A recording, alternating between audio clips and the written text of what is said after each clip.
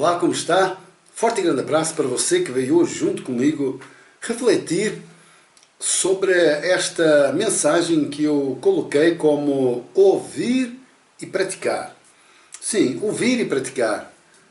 Nós vamos refletir sobre esta palavra que eu coloquei esse título lá no livro de Tiago, no capítulo 1, no versículo 19 até o 21, diz assim, vamos ler. Entendam isto, meus amados irmãos. Estejam todos prontos para ouvir, não se apressem em falar, nem em se irar, porque a ira humana não produz a justiça divina.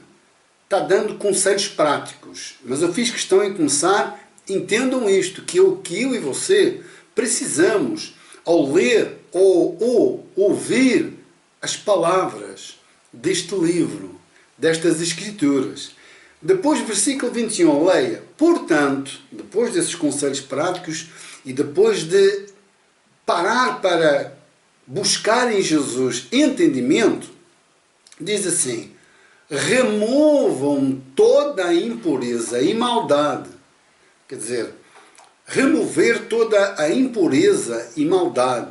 Levar no corpo e em toda a sua vida o morrer de Cristo. Negar-se para esta vida, para viver uma vida em Cristo. E agora veja, aceitem humildemente o quê? E agora vamos lá. A palavra que lhes foi implantada no coração, pois ela tem poder para quê?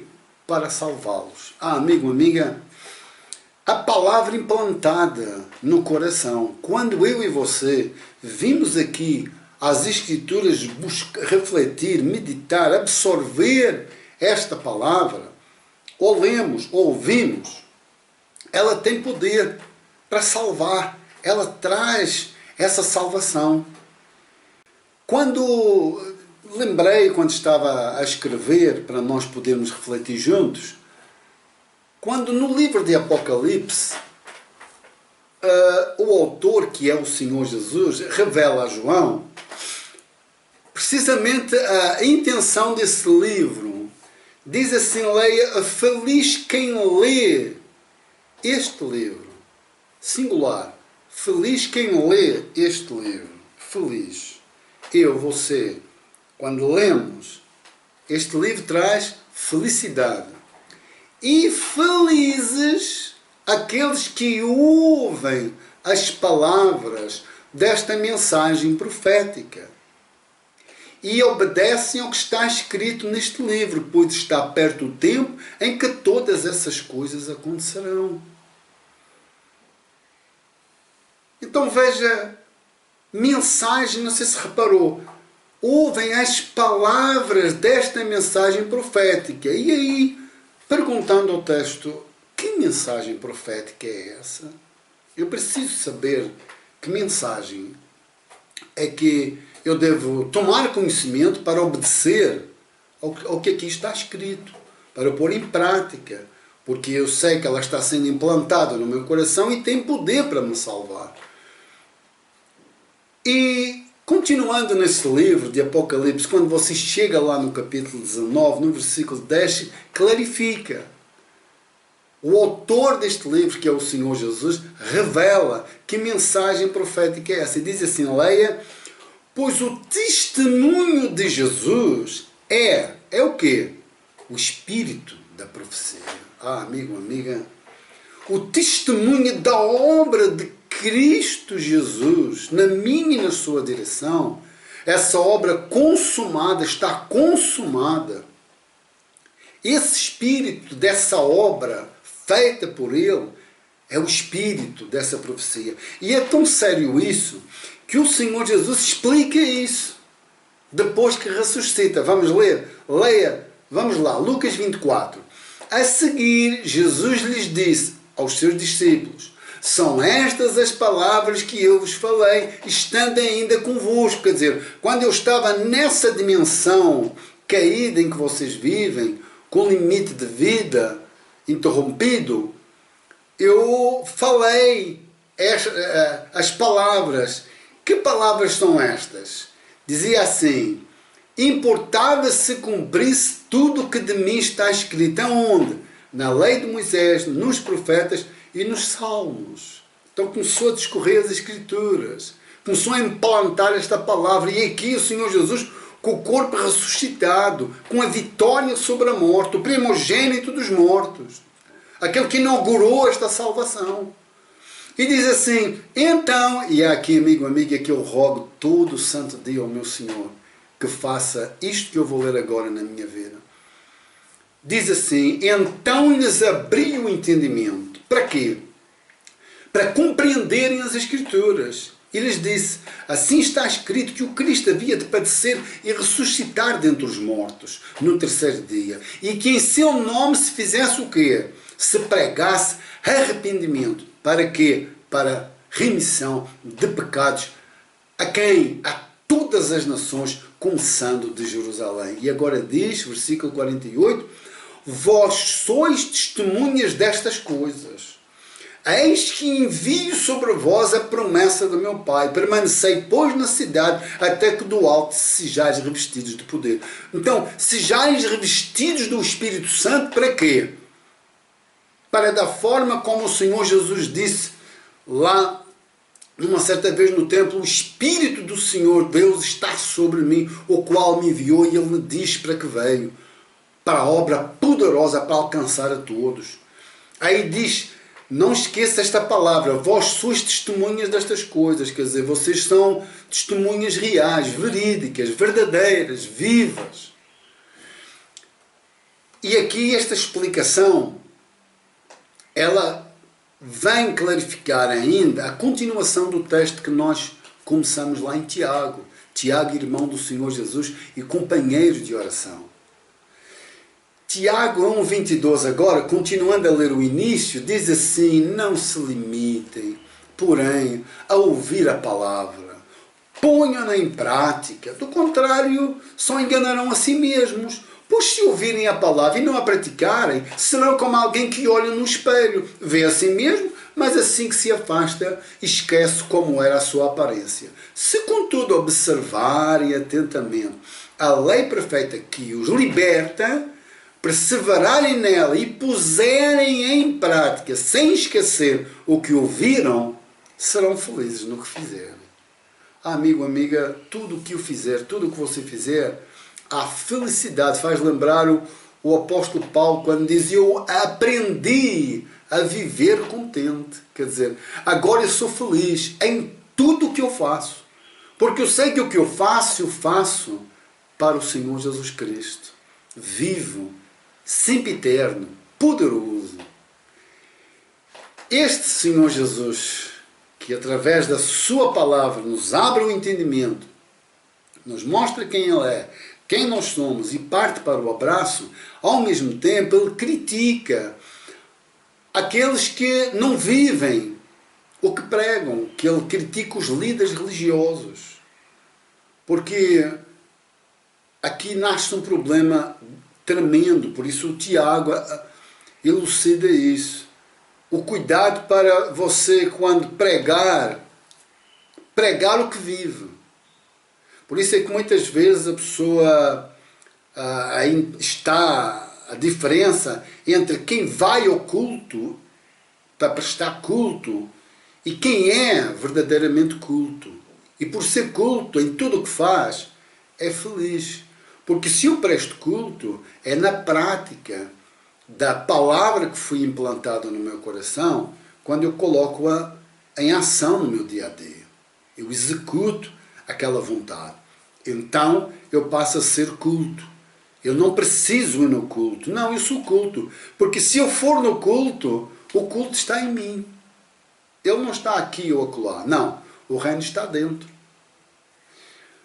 E diz assim, vamos lá ver o dono do culto e aquele por meio de quem nós devemos cultuar e viver em culto. Diz assim: então Jesus disse às multidões e aos seus discípulos, quer dizer, para todo mundo, os mestres da lei e os fariseus ocuparam o lugar de intérpretes oficiais da lei de Moisés. Portanto, pratiquem tudo o que eles dizem e obedeçam-lhes. mas não sigam o seu exemplo, pois eles não fazem o que ensinam. Então ter cuidado, porque aqui nascem os tiranos, a tirania. Aqui se atravessam enganadores, falsos servos e servas, que por fora falam, a verdade sai igualzinho. Aí você diz, poxa, como é que eu vou distinguir? Quando você deita o olho à vida que vive. E é aí nessa vida que você vai fazer toda a diferença. Você vê o cuidado do Senhor Jesus. A palavra que lhe sai da boca, ela é verdadeira, ela é a palavra de Deus, sim. E na palavra, medita, pondere, põe em prática, tudo bem. Agora, dentro dessa vontade daquela palavra, e não da vontade daquele quem fala, porque aquele que está falando pode estar falando o que não vive. Você vê o perigo? Por isso é tão importante eu e você, quando vimos a sós, no silêncio, sabe, é tão lindo, é tão precioso. Às vezes eu digo isto de todo o meu coração, quantas vezes eu venho a sós com Ele, como se estivesse no meio do deserto, sem mais ninguém, e no silêncio fica mais clara a voz dele. Quando você lê, você ouve, o seu espírito é tocado com vida, a sua alma se acalma, tem paz. Sabe? O corpo se arrepia de tamanha perfeição que esta palavra provoca na minha e na sua vida. E continuando, e não esqueça que o exercício desta palavra faz-nos ser o próprio culto. E quando o apóstolo Paulo fala dos últimos tempos, destes falsos mestres, do bom servo também, eu tomei a carta a Timóteo, a 1 Timóteo 4,7, ele explica isso, ele diz assim para Timóteo, um discípulo que ele estava formando por intermédio da palavra, diz assim, mas não tenha nada a ver com lendas pagãs e tolas, quer dizer, não se envolva com nada que tem ensinamentos de qualquer forma. Aí diz assim, para progredir na vida cristã, faça sempre exercícios espirituais, pois os exercícios físicos têm alguma utilidade, mas o exercício espiritual tem valor para tudo, porque o seu resultado é o quê? É a vida. Que vida? Tanto agora como no futuro. Então o exercício da prática da palavra, este executar da vontade de Deus, dá uma vida agora, e uma vez agora já está apontando para um futuro que não tem mais fim, uma vida completa. E ele ainda diz no livro a seguir, em 2 Timóteo 2, veja bem, lembre-se que eu e você tínhamos na nossa mente sempre este pensamento, leia. Lembre-se de que Jesus Cristo, descendente do rei Davi, ressuscitou dos mortos. Essas são as boas novas que eu anuncio, e por causa disso sofro, e estou preso como um criminoso, mas a palavra de Deus não está presa. Portanto, estou disposto a suportar qualquer coisa se isso trouxer salvação e glória eterna em Cristo Jesus para os que foram escolhidos. Você vê o apóstolo Paulo prestando culto. O culto na vida dele é constante e atual. É no dia a dia. E ele clarifica isso. E ele diz, a palavra de Deus não está presa. Não depende de mim, não depende de você, não depende de ninguém. Deus não depende das mãos de homens, da boca de alguém. Não. Está aí. E olha, diga-se de passagem, hoje, nesta época, as escrituras, os rolos, os pergaminhos, não era fácil de ter assim com tamanha abundância como hoje nós temos. Hoje, num clique, você vai no seu telemóvel, no tablet, você vai no computador, você entra aí na internet e você tem Bíblia, você tem escritura que nunca mais acaba. Nesta época, não.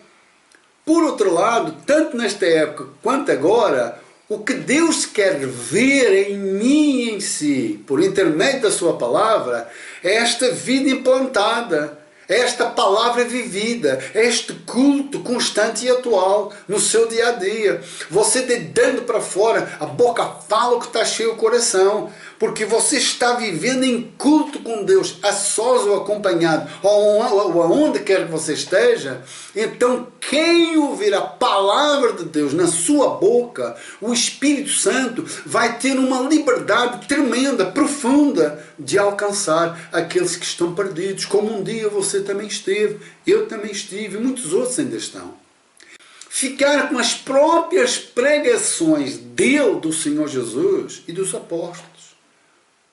Dele, porque ele é o autor da vida, ele é a palavra que se fez carne, o verbo da vida eterna.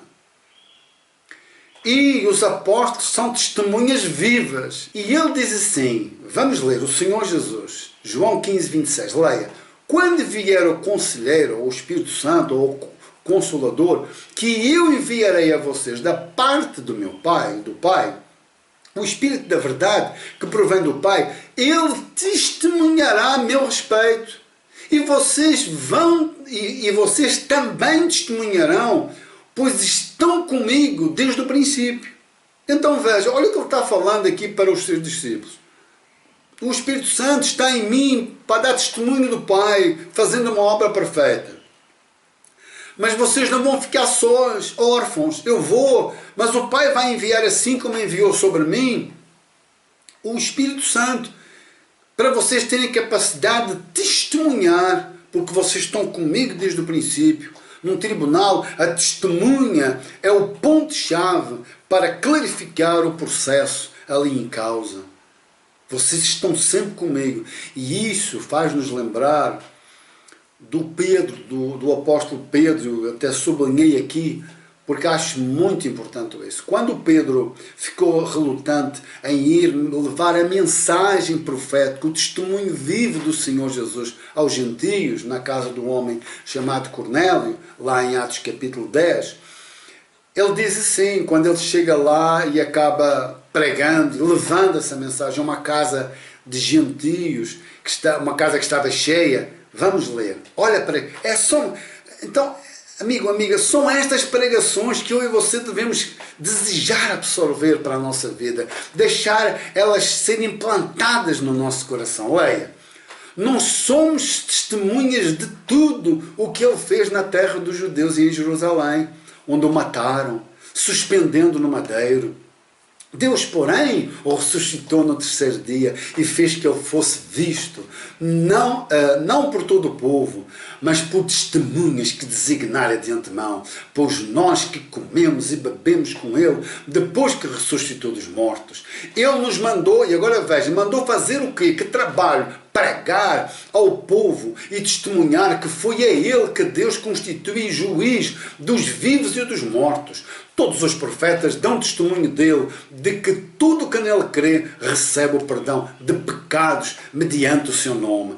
Enquanto, presta atenção agora, veja se esta pregação não é a pregação que eu e você precisamos de tomar conhecimento e de deixá-la penetrar no nosso íntimo. Veja, enquanto Pedro ainda estava falando estas palavras, o que é que aconteceu? O Espírito Santo desceu sobre todos os que ouviam a mensagem. Glorificado seja o meu e o seu Salvador, o Senhor Jesus Cristo. Veja que quando receberam esta mensagem da obra do Senhor Jesus, eles receberam o Espírito Santo. Olha como ele é livre. Olha como a palavra não está presa, como dizia o apóstolo Paulo. É livre. Que este Espírito venha sobre mim, sobre si, a cada momento e em cada instante, nos fazer provar desta salvação. Por outro lado, ainda diz assim, lá no capítulo 3, quando Pedro e João subiram ao templo para a oração da hora nona ou das 3 da tarde, na nossa hora. Diz assim, o Deus de Abraão, de Isaque e de Jacó, o Deus dos nossos pais, glorificou a seu servo Jesus, a quem vós traíste e negastes perante Pilatos, quando este havia decidido soltá-lo. Vós, porém, negaste o santo e o justo, pedistes que vos concedesse um homicida, de sorte mataste o autor da vida, a quem Deus ressuscitou dentre os mortos, de que nós somos testemunhas. Diz que pela fé Em o nome de Jesus é que esse mesmo nome fortaleceu este homem que agora vedes e reconheceste. Sim, a fé que vem por nome de Jesus deu a este saúde perfeita na presença de todos vós. E agora, irmãos, eu sei que o fizeste por ignorância, como também as nossas autoridades,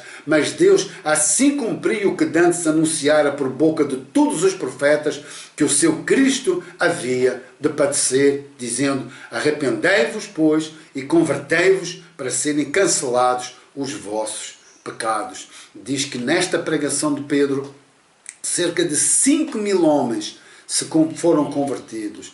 Você veja que, porque eles entraram para orar e no nome de Jesus o Pedro viu que estava ali um coxo que pedia esmola, tendo fé para ser curado, curou no nome de Jesus e no nome de Jesus ele recebeu saúde perfeita. Mas a intenção de Pedro e João para subir para orar não foi para curar ninguém, não foi para operar nenhum milagre, foi para anunciar a obra perfeita. Por isso eu costumo dizer, o milagre em si nada é. O milagre aponta para a obra de Cristo, aponta para quem Jesus é, e Ele é Salvador da minha e da sua vida. Se Ele vai fazer um milagre na minha e na sua vida agora, aqui amanhã, se Ele vai, eu não sei, nem quero saber. O que eu quero saber é do entendimento e da sabedoria para ser implantada esta mensagem profética e colocar no meu coração esta vida eterna, esta obra onde eu creio e a abraço pela fé de todo o meu coração. Por isso, aqui termino com o apóstolo Paulo dizendo acerca do trabalho, do culto que ele prestava constantemente e atualmente com a sua vida. Leia: eu trabalho para que o coração deles se encha de coragem e eles sejam unidos em amor e assim fiquem completamente enriquecidos com a segurança que é dada pela verdadeira compreensão do segredo de Deus. Que segredo é esse? Poderíamos perguntar, e ele diz assim: esse segredo é Cristo, o qual é a chave. Chave para quê? Que abre todos os tesouros escondidos do conhecimento e da sabedoria que vem de Deus. Aleluia. Ah, meu Senhor Jesus, que Ele, o Senhor Jesus, o Cristo vivo, o ungido da minha e da sua vida, nos abra o entendimento para poder conhecê-lo e receber sabedoria para que a palavra em nós desta profecia implantada possa trabalhar a vida eterna no meu e no seu coração.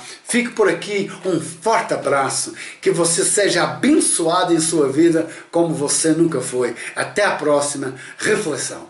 Que Ele te abençoe poderosamente.